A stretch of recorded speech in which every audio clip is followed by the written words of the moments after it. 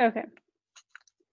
So what you're going to do, you have these hooks here, and you want to push those hooks straight into the side, and then they get pushed down eventually. But before you push anything, it's a good idea to get everything in place and do the other side first.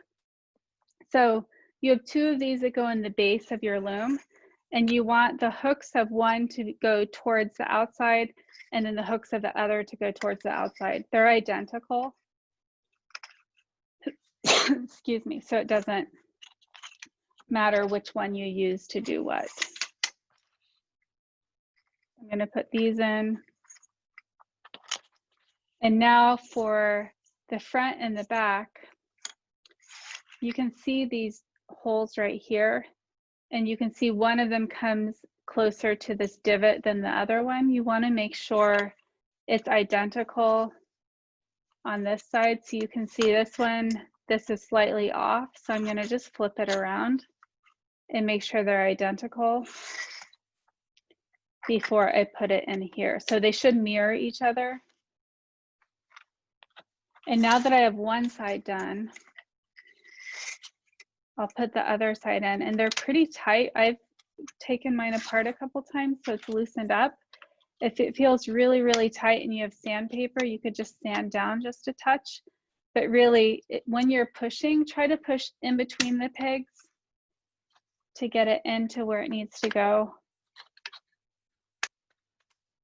So now I have everything where it needs to go. I want to push down the top and the bottom of the loom and push these away from each other so everything is nice and secure.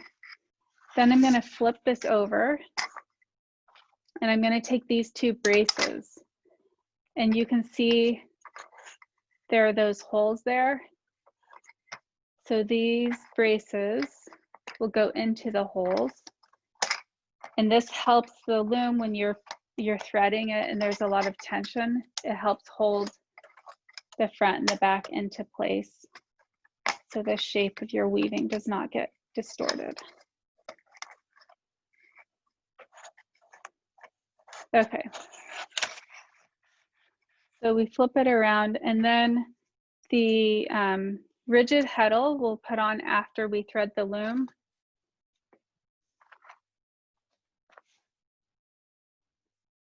So for the first project, you're going to have 4 different weavings that you create. And the first one, there are some specific prompts to do. So you're going to use, let me grab the other yarn that's a little thicker. You're going to use 2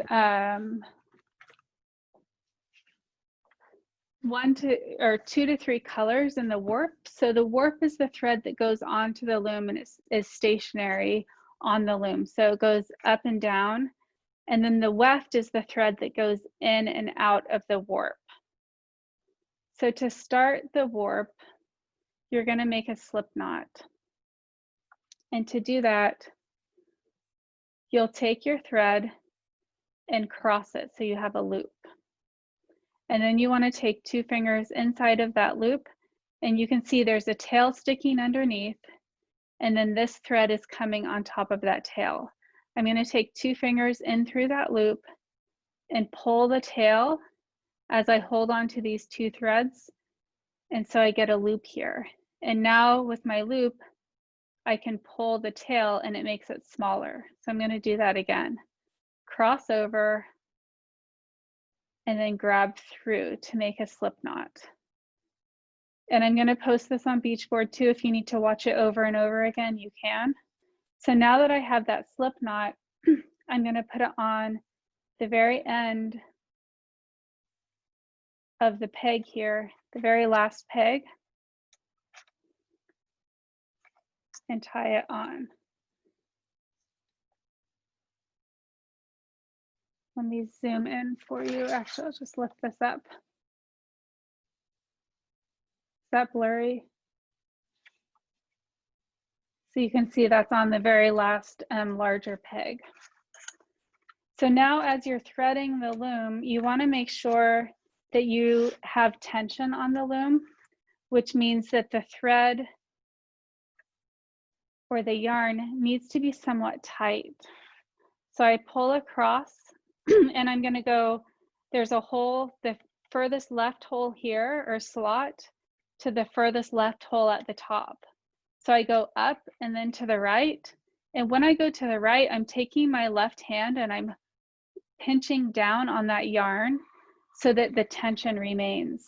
So now I go down and I'm holding tension. So you can see there's tension here. And I go down and then to the right. So every time I go to the next slot, I'm holding tension on the last one. But you can see here between these two slots, I'm going to zoom in so you can see. Oh, it's not letting me zoom in. So you can see in each slot there are two pieces of yarn. Do you see that? So one's coming down, the other one's coming from the other direction. So now I'm going to hold on to that. Oops. Hold tension and bring it down. And so I'm going to keep doing this along my loom for my warp. And this is where you can add other colors. So you want to add at least one other color at some point. And what I'm going to do, oops. So instead of tying this off, I'm just wrapping it around about 3 times to hold that tension while I add another color.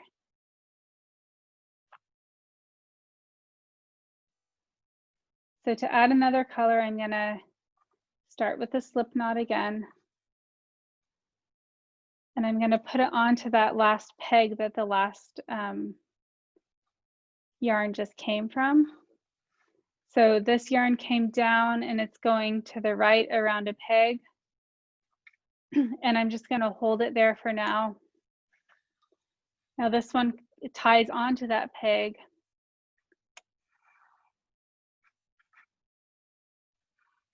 And I start warping. So I'm just going to add one stripe of color here.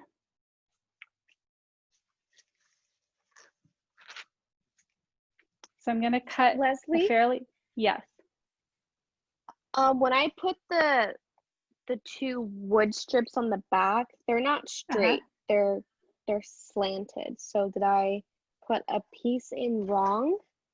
Yeah, for it so to that be was slanted like that? You know, when I showed you the front and the back of these, the teeth, how to line them up and make sure those 2 holes are mirroring it, one of those needs to be flipped around.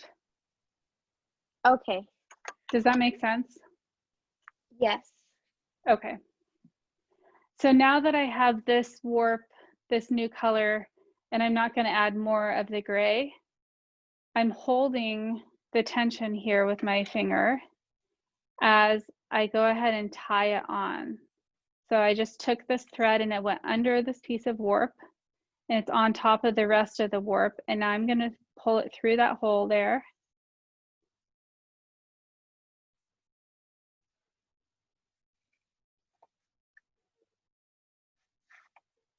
And then I'm going to knot it one more time. So I just bring it around and knot it again.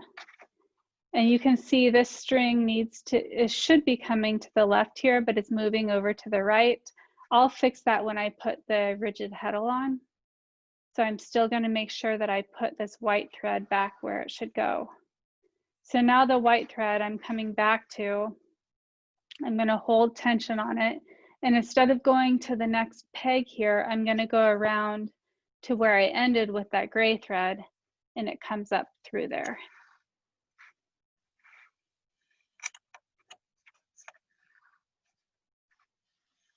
And you can decide how much of each color to use. If you want to use a lot more different colors, you can. You could do half and half. It's really just to play around with color and see how, when you're weaving with different colors, how that color changes.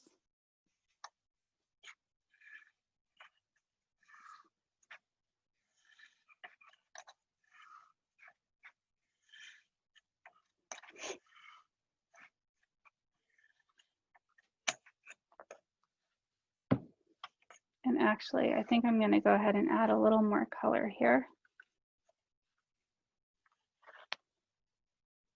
I'm going to add some yellow. So I just hook it onto that peg where it's supposed to go, the white's supposed to go around, and pretend like the yellow is the white thread.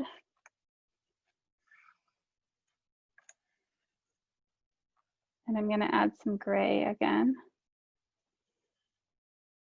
So you can see I just keep doing slip knots and tie it on there. And now my white and my yellow thread are starting to get really loose, and I'll just adjust those when I pick them back up.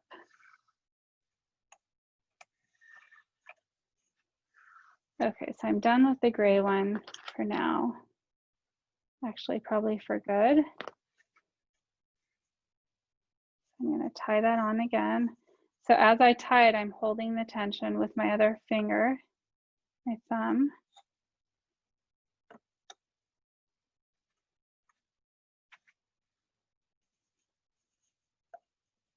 So I'm just doing a double knot to make sure it stays.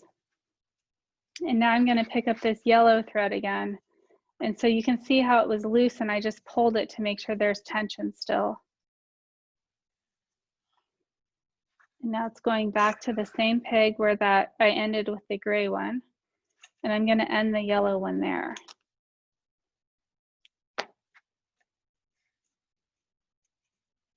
So I'm holding the tension,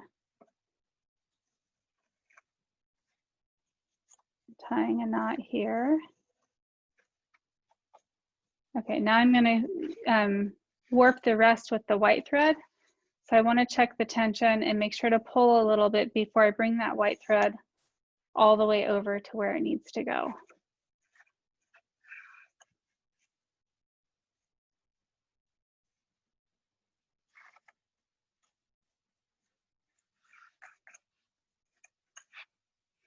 So you really want to make sure that you have 2 threads in each groove of your pegs, one that's coming in, one that's going out. If you have a different amount of threads than what you need, the rigid heddle won't work. So that's really important to check.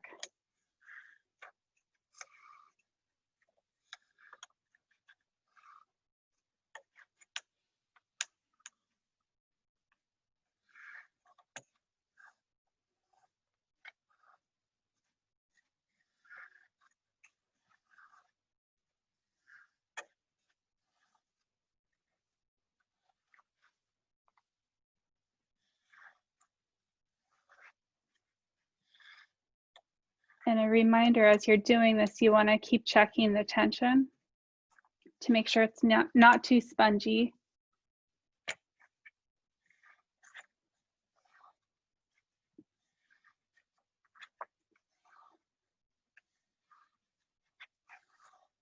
So the tapestry weavings that we saw were, the tapestry weaving is weft paste, meaning that the yarn in the weft is thicker than the yarn in the warp, so it covers up all the warp yarn. So that's how you can get really clear imagery. And ours is going to be more weft paste, but also more balanced than tapestry, unless you buy a yarn to experiment with that's really thick. So if you're wanting something that looks more like a tapestry, get a thicker yarn. So here, I'm going to hold the tension as I tie this knot. So you want to be careful as the yarn is getting tight that you hold some tension on the yarn.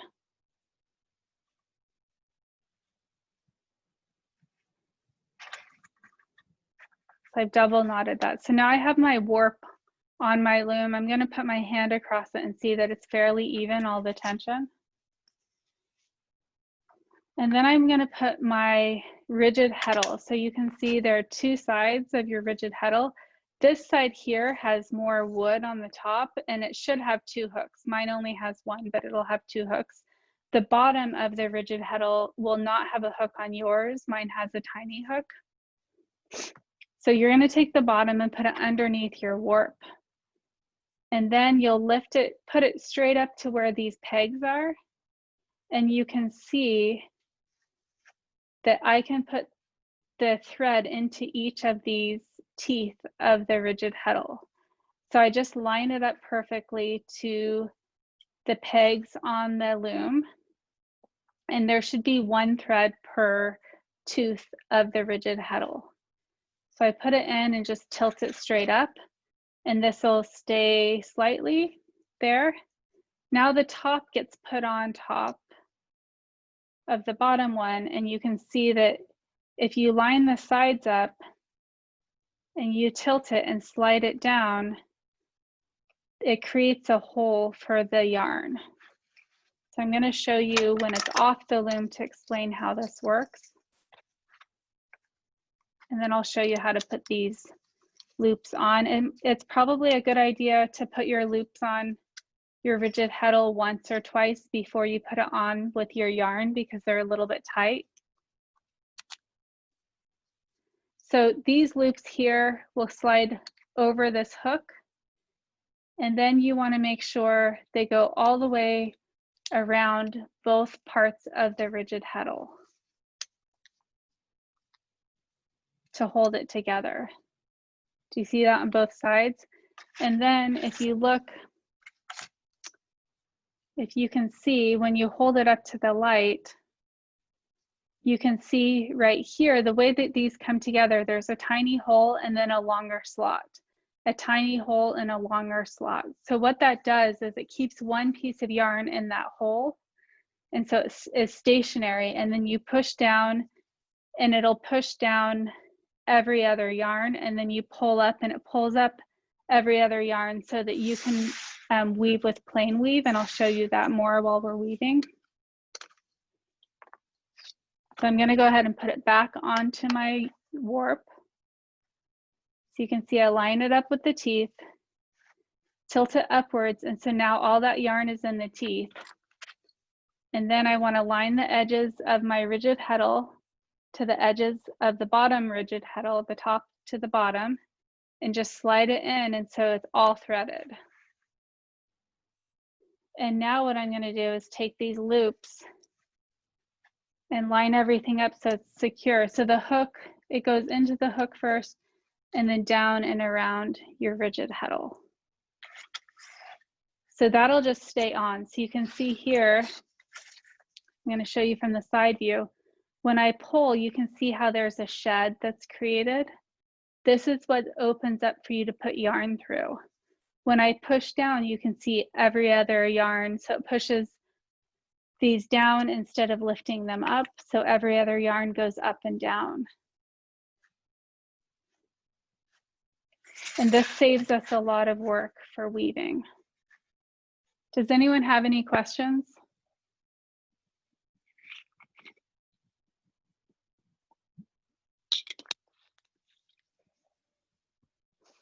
Okay, I'm going to show you how to thread your shuttle. Sorry, I have one question. What Yeah. how could you explain the feel of tension that we're looking for? It's a good question. So the feel of tension, like you want to think of it like a trampoline, where when you see how when I push down, the rigid heddle comes up and down a little bit. So there's a little bit of bounce to it. If it's too loose, let me see, I have another frame loom. Let me grab it. Really, So it can't. Oh, go you ahead. want a little bit of spring, like you want it to kind of have a little bit of play, but it needs to come back into.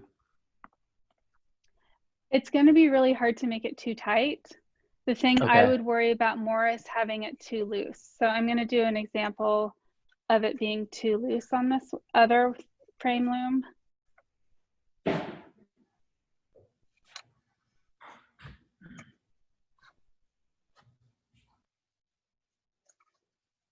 So that I like to have a lot of tension when I'm weaving. It's really important. These, like, because you're doing one continuous thread as you're threading your loom, it's really hard to make it too tight. But you can see here. So see how it's starting to drape a little bit in these areas? Like that this is not good. Okay. So you want to make sure, I don't think there's a way you could make it too tight. It'd be really, really hard to make it too tight. Okay. So you definitely want to, like, see how when I push like these areas, they don't bounce back. Yeah, You yeah. don't want that. You want to have tension, because if it's too loose, when you lift one part of it up, the other one, it's not going to be easy to grab every other one while you're Gotcha. weaving. Okay. I hope that Thank makes you. sense. And if you have problems while you're threading your loom, you can always email me. Okay. Thanks. Uh-huh. Leslie, Yes. when you're going back to a different color of yarn when you're warping it, do Mhm. you just continue just like you just cut like go from the white? Do you just wrap around? Like you don't Yeah, just so don't cut it? I left the white down and I added the gray, and then I just made a bigger line. Do you see that? Yeah. So did you do that too with the yellow and the blue? Yeah, do you see that with the yellow and the Yeah, white? The yeah. gray, the first time I did it, I was thinking I would just add one string. So I tied it off the first time, but not the second time. Okay, okay. So you can tie it. It's so much faster not to. Mm-hmm. Okay, so then you're going to get your shuttle. So here is a shuttle. You have two different ones. One of them has a deeper U in it than the other one. Just use the bigger one. It's easier to use in the beginning.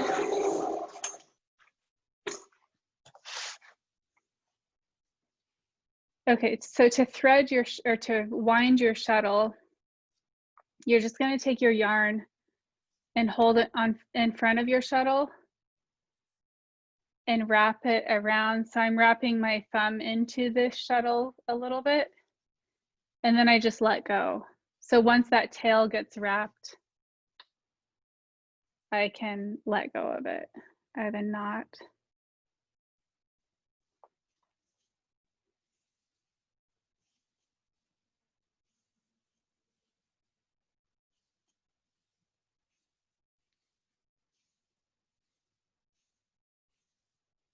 So you want to wrap it. You don't want it to be too full. If it gets too thick, it makes it a little bit harder to weave. But you can see there's plenty of yarn on this to start weaving with.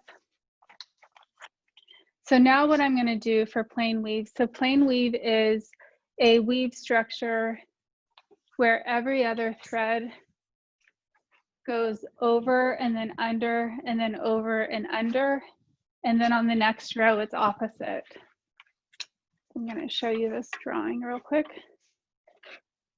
So you can see here, the first row goes over, under, over, under, over, under.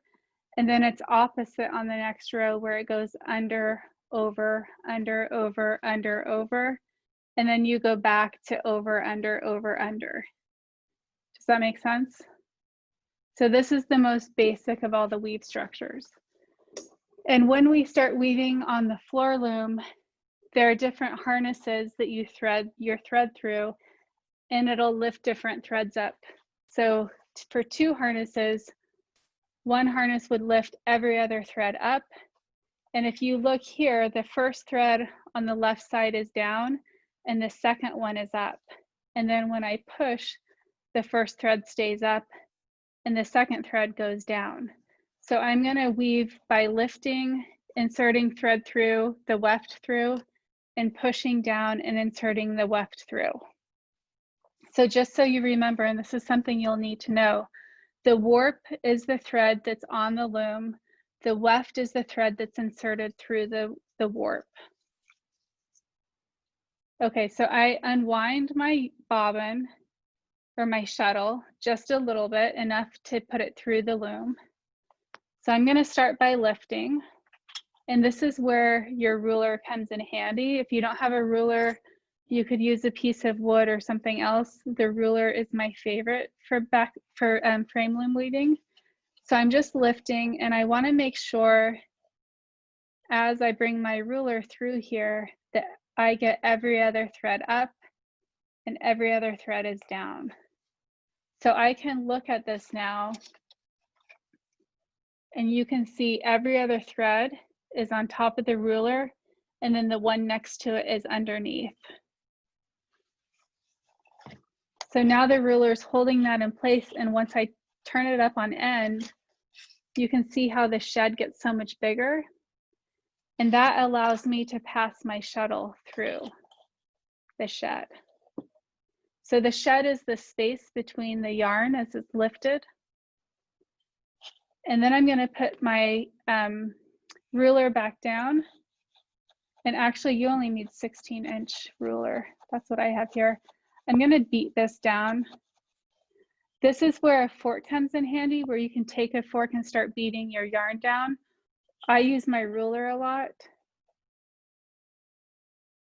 But if you're using a thicker yarn, getting a fork to beat that down would be better. So now I lift it up the first time. Now I'm going to push down. Now the opposite threads are lifted. And so I'm just putting my metal ruler through, lift it up for the shed. And now here, at this point, you can see the threads that were covering the yarn are now going down. So I want to make sure here, before I do my second pass, this tail where I started, I'm going to put it in about 2 threads. So in through the shed, just about 2 threads, and I'm going to pull it to the back. That just secures the tail so I don't have to sew it in after the weaving is done. So now I'm going to pass my yarn through. And this is really important here. See how I'm holding it on the left side? So the edges of your weaving are called the selvage. And you want to be really careful. If I pull it too tight, do you see how that warp starts shifting to the right? So eventually when you're weaving, your warp is going to come in. But if you hold your selvage or the edge of your yarn,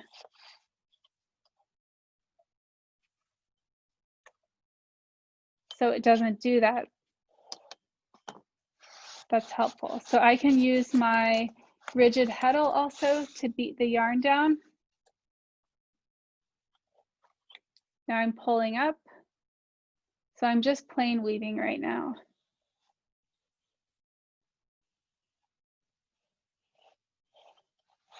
Now before I tilt this up, I'm just going to beat this down a little bit. I find it helpful to go to the next shed and beat it sometimes to get it really to have a tighter weave. Okay, now I have my shuttle. I have enough yarn in it to pass through.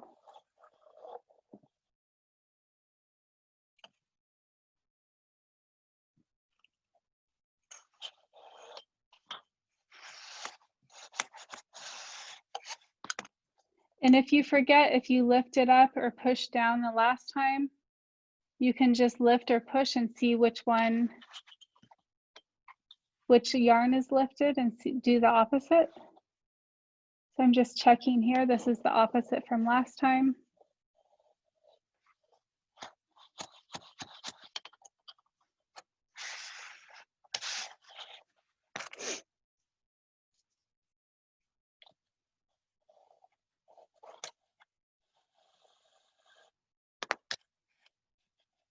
So again, I want to make sure to check my selvage as I'm weaving so it doesn't pull in too tight.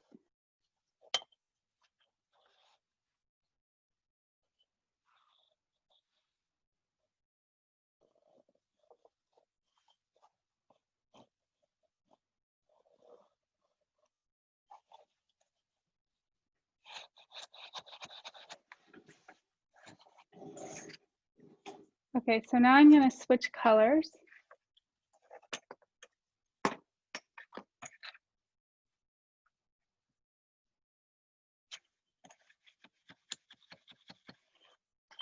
And I'm going to make sure to still do the opposite side.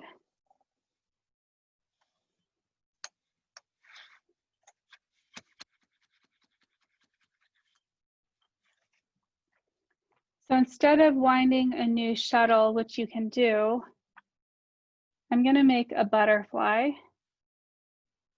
And this is just to show you, if you're using multiple colors, an easy way to do that. So I just wound the yarn around my fingers. So I got as much as I needed. And now I'm going to cut a long tail. Then I pinch that in the center and just wrap the thread around just to secure those threads. So I'm just leaving this gray yarn attached because I'm going to weave with it again in the future. And I'll just ease this yarn through. I want to leave a small tail that will be tucked in later on the next pass. So you can see the different colors that I have. So there are the vertical stripes, but now I'm adding horizontal stripes, and that's creating a plaid pattern. So now I need to unweave this or unwind it. And before I put this yarn through, I just want to wrap around the center to make sure it doesn't come undone.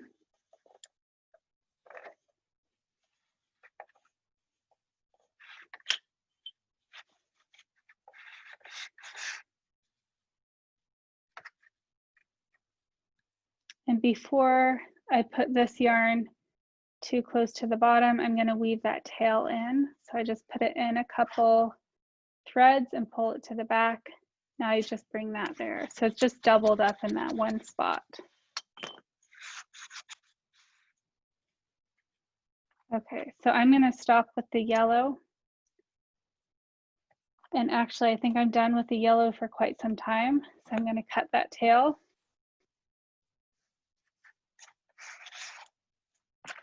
And now I lift up because I pushed down last time.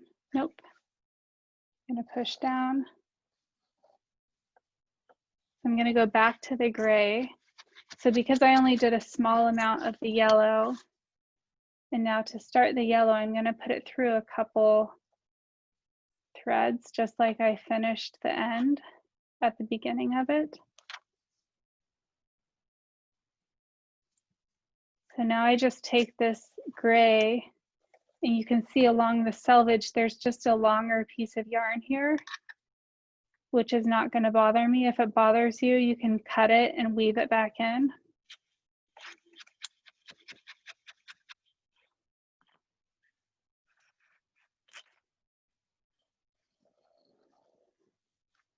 Okay, so this is plain weave, so you can see how to change colors in the warp. You can see how to change colors in the weft. And now I'm going to show you how to inlay so that you can get different patterns, blocks of color into your weaving. How's everyone doing? Any Good. questions?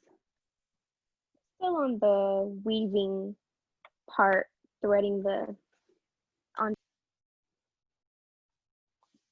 Say it again. I said I'm still on the part where you're threading the threading it onto the loom. Yeah. Okay. Is anyone else working along? I'm kind of like I just finished threading the loom, so I missed like the last section. Okay. Yeah, I'm like a bit lost, to be honest. You're lost? Do you have questions, or is it something you can look back and see?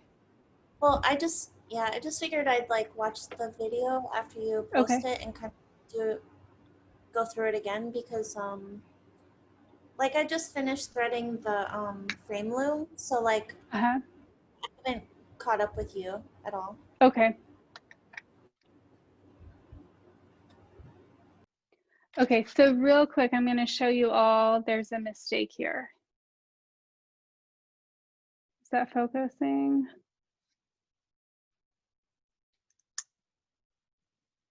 Do you see this mistake right here where there's a float? So what I'm going to do is unweave this.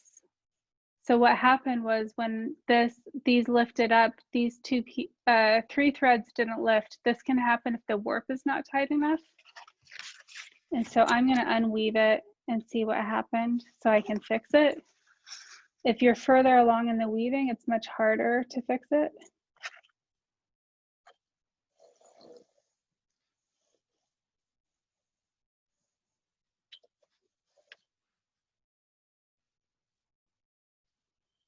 Okay. So I'm just going backwards.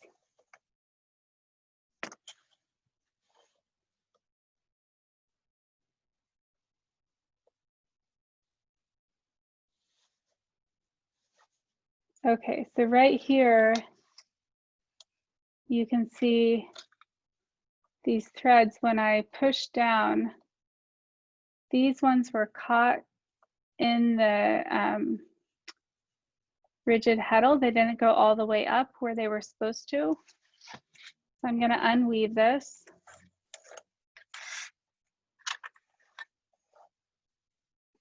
And this is something to check as you're going.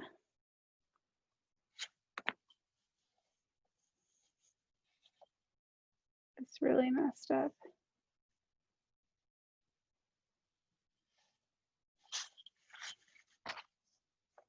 So now I'm unweaving this.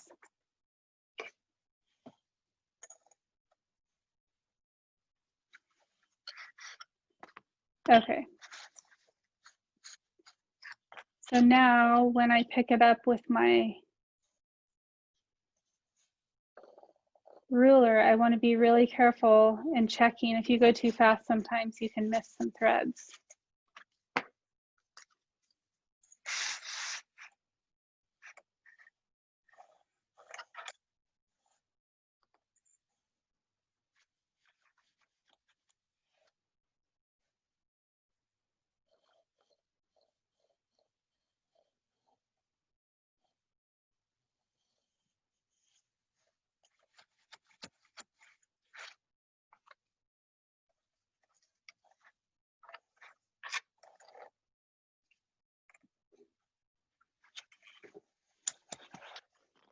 Okay. So now I have my plaid starting here. I'm going to show you how to weave a circle with inlay and also a square with a tapestry type technique. So what we'll have to do is get a piece of paper.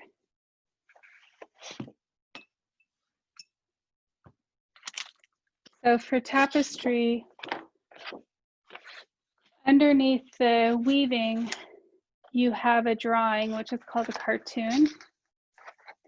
And that's the guide for where to put your image. So I'm going to have this drawing underneath. And I'm just going to trace my glue bottle to make a circle.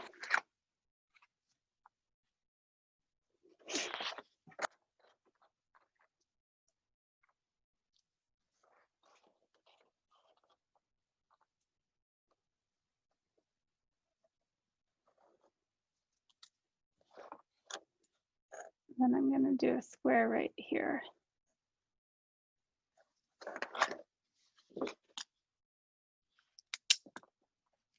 Okay, so I'm going to weave a white circle. So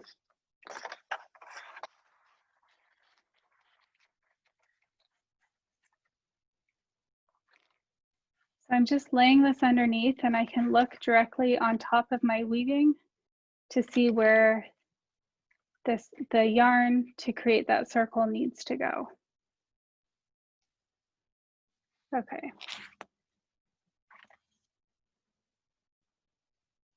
So now I'm gonna keep doing the same pattern of pushing and pulling. And I want to really check as I bring this ruler through. So I'm bringing it right between the threads along the top of the rigid heddle That really helps me make sure that it's separated. I'm going to do one more pass just with the gray. And then when I go back, I'm going to start weaving a circle.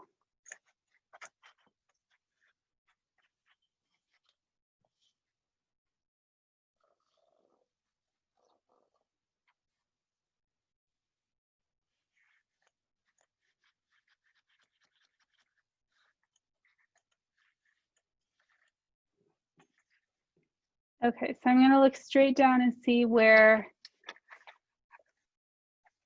the threads start. So I can see the bottom of the circle is just about 3 or 4 threads. So I'm going to make a butterfly with my white yarn.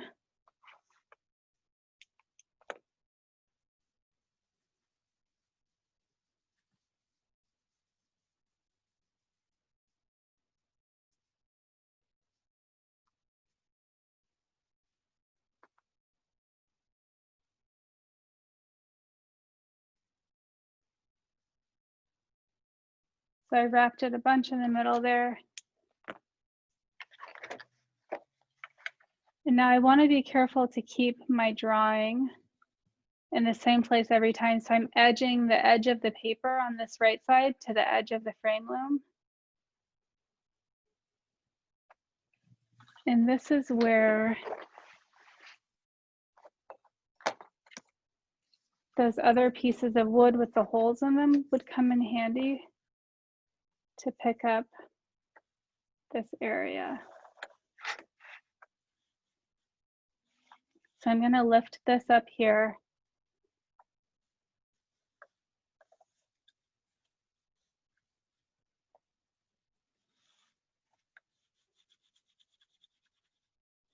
So I'm going to inlay here. So I just inlaid one color of the white. And then I'm adding the gray on top all the way across. I'm going to just focus on the circle now, and then I'll do the square later. And I'll do the square with tapestry techniques.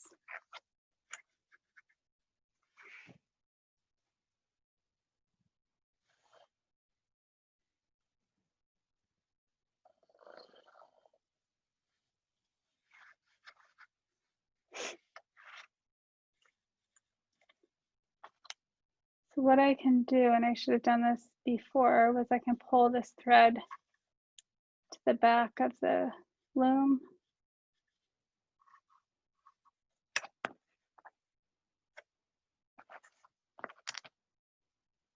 And I'm just going to clip these and push them to the back. So there are going to be loose threads on the back side.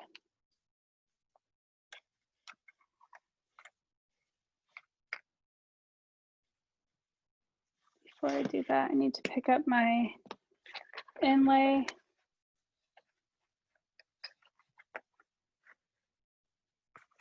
So now you can see my next row here. I'm going to go over and pick up these threads.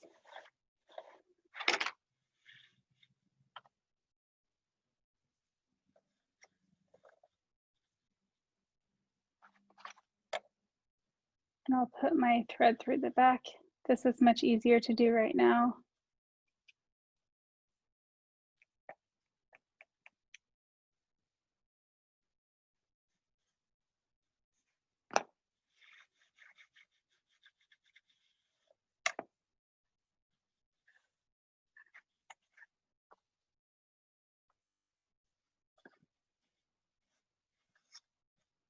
Now, if you have thicker yarn, it's going to be harder to do this inlay technique. You're going to want to just do a tapestry technique, which I'll show you with the square, because it'll just, the double yarn will build up too much. It'll make your warp too different from each other.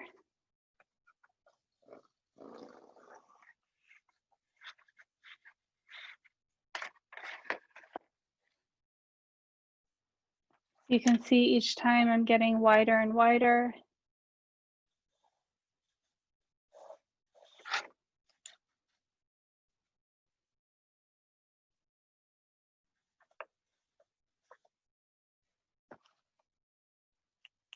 And I want to make sure to have plenty of yarn, of it long enough of a tail to pull to the back.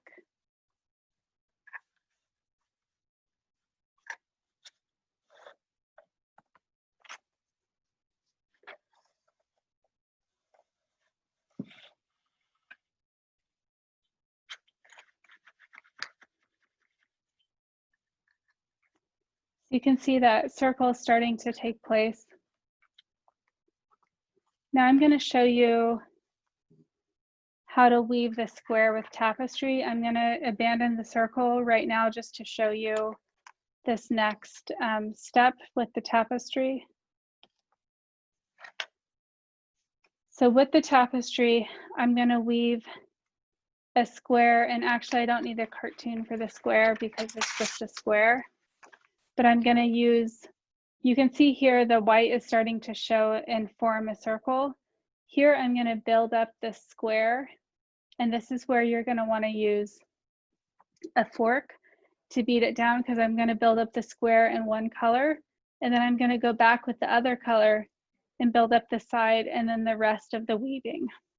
And as I build up the rest of the weaving, I'll go ahead and finish the inlay. So I'm going to switch sides of weaving.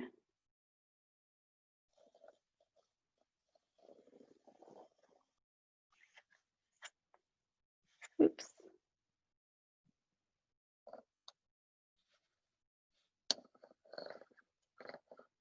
Is this making sense to everyone so far?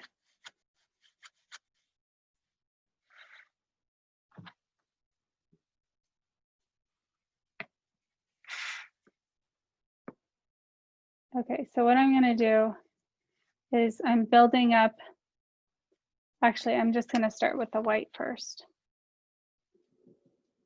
So I'm going to build up the square. So I just want to pick up the thread that's the size that I want the square to be.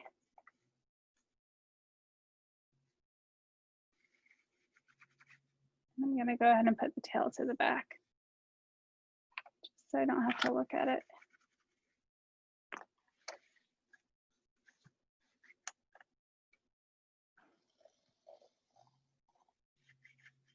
So you can imagine without the rigid heddle, you would be lifting up and under each thread.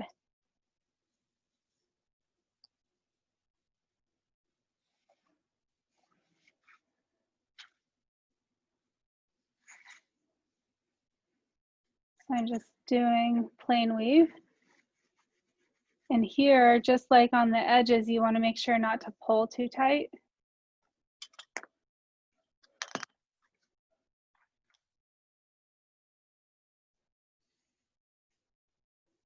And instead of grabbing the whole warp with my ruler, I can just pick up this little area here.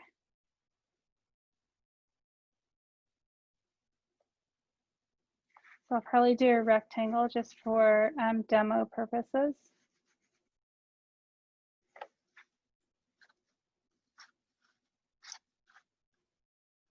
And one thing to mention, if your threads come off of your loom while you're weaving, so say the back pops off, so a thread like this pops off, just pull it and make sure it's in the right position and flip it back on.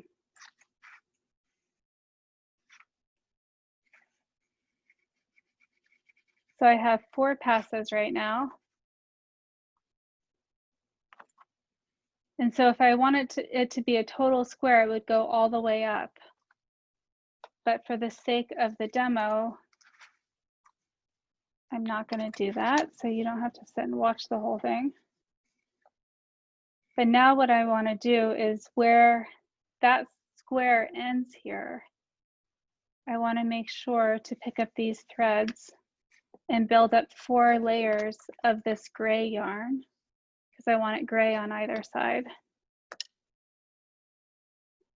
And so if you wanted to have, say, a smiley face, you could draw underneath with a piece of paper and start building up those areas of a smiley face.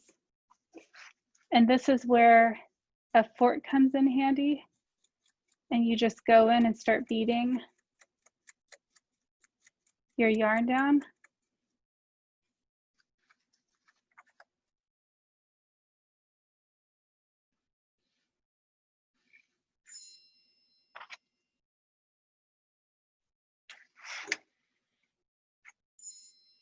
So there are going to be small slits here where the square is and where these are because they're not connected. And that can be sewn together after they come off the loom.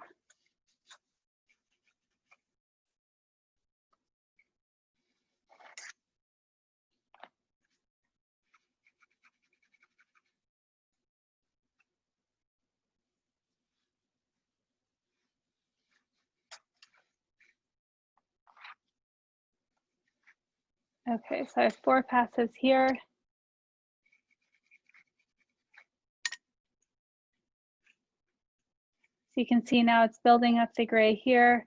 There's white. And then I need to take another shuttle. So I can fill my other shuttle with gray and start building up here and adding the rest of that inlay. So these are 2 different ways to get patterns in your weaving where you can inlay a yarn and then also build up with a tapestry technique. So you can see here, there's white where the warp is and then gray where the weft is. If my weft were thicker, so the gray yarn, say it was 3 times as thick, as I beat it down, it's going to cover up the warp. So it's more of a dense color. So if you get a thicker yarn, you can cover up the warp and have more of a tapestry look to your weaving.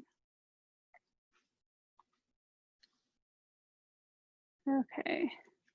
Does anyone have any questions? So those were just 2 different techniques, right? To create like different designs or like patterns, you said? Yeah, so I'm gonna, let me pull the assignment sheet up for you.